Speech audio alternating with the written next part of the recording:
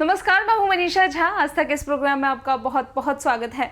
माता लक्ष्मी को अति प्रसन्न करने के लिए किस स्तोत्र का पाठ करना चाहिए, आइए जानते हैं आचार्य मंगल पांडे जी से। आचार्य जी, आपका बहुत बहुत स्वागत है।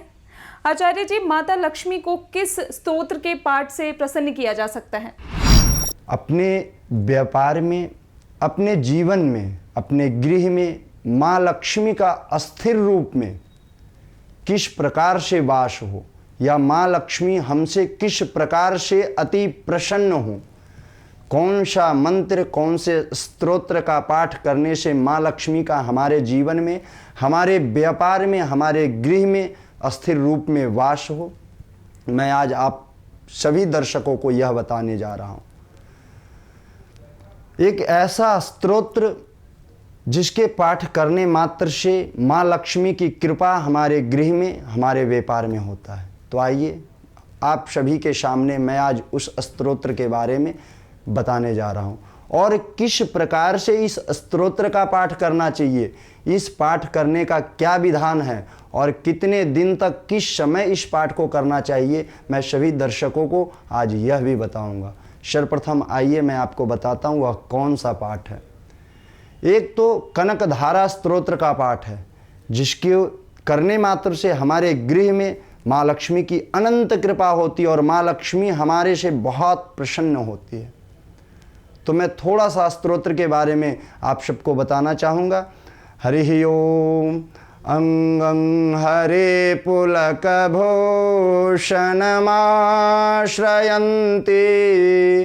भृङ्गागनेबमुकुलं भरणं तमालम् अङ्गीकृताखिलविभूतिरपाङ्गलीला माण्डल्यदस्तु मम मङ्गलदेवतायः। यह स्तोत्र को कनकधारा स्तोत्र बोला जाता है। माँ लक्ष्मी के या आप नित्य कर्म पूजा प्रकाश में या तो माँ लक्ष्मी व्रत कथा में भी यह स्तोत्र दिया गया है। इस स्तोत्र को हम किसी भी दिन ब्रह्म मुहूर्त में प्रातःकालीन अपने नित्य क्रिया करने के पश्चात अपने गृह के मंदिर में माँ लक्ष्मी का एक प्रतिमा को विराजित करें।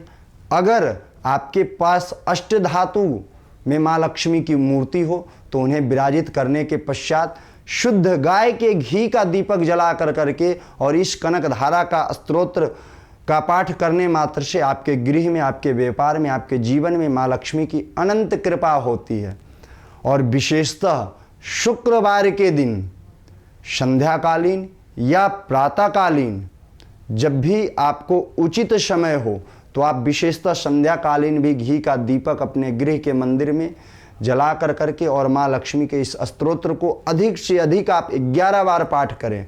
और ऐसा करने मात्र से ही आपको खुद ही थोड़े समय में आपको लगेगा कि नहीं, हमारे गृह में सुख शांति समृद्धि की प्राप्ति हुई है, हमारे गृह में, हमारे व्यापार में धीरे धीरे वृद्धि की प्राप्ति हुई है। माँ लक्ष्मी को विशेषतः प्रसन्न करने के लिए अगर आप चाहें तो कमल गट्टे की माला से माँ लक्ष्मी के लौकिक मंत्रों का भी जप कर सकते हैं, जो कि मंत्र है ओम ह्रीं महालक्ष्मी नमः। आप इस मंत्र का जितना अधिक से अधिक जप करें तो माँ लक्ष्मी की आपके जीवन में अनंत कृपा की प्राप्ति होगी। यह जो कनकधारा स्तोत्र का पाठ है, आप चाहें तो किसी वैदिक ब्राह्मण के द्वारा भी अपने व्यापार, अपने कार्यक्षेत्र में या अपने गृह में करवा सकते हैं। विशेषतः इस पाठ को आप 41 दिनों तक लगातार करें तो उसका अनंत गुना फल की प्राप्ति होती है और आपके जीवन में या व्यापार में माँ लक्ष्मी की स्थिर कृपा होती है। माँ लक्ष्मी का जो स्वरूप है वह बहुत प्रकार का होता है। माँ लक्ष्मी बहुत प्रकार की होती है। एक तो लक्ष्मी हमारे यहाँ आई और चली गई, दूसरा एक माँ लक्ष्मी है कि आने से पहले जाने का टारगेट लगा रहता है। लेकिन हमें इस पाठ को करने से जो है कि माँ लक्ष्मी का स्थिर रूप में, ताकि वह अनंत समय तक हमारे गृह और व्यापार में, हमारे जीवन में विराजित रहे, इस पाठ को करने से यह फल की प्राप्ति होती है। नमस्कार। आचार्य जी, आपका बहुत बहुत शुक्रिया हमारे साथ में जुड़ने के लिए और इन तमाम जानकारियों को हमारे साथ में साझा करने के लिए।